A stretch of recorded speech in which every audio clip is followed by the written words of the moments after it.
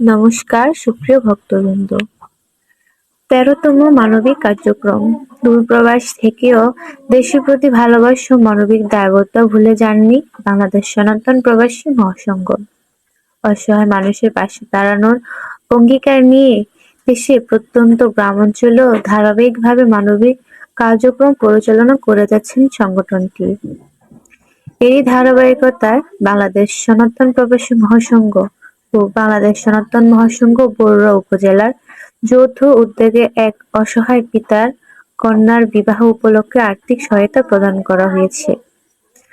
আমরা কন্যার শুভ বিবাহ, সুখী দাম্পত্য জীবন এবং সর্বাঙ্গীন মঙ্গল কামনা করেছি।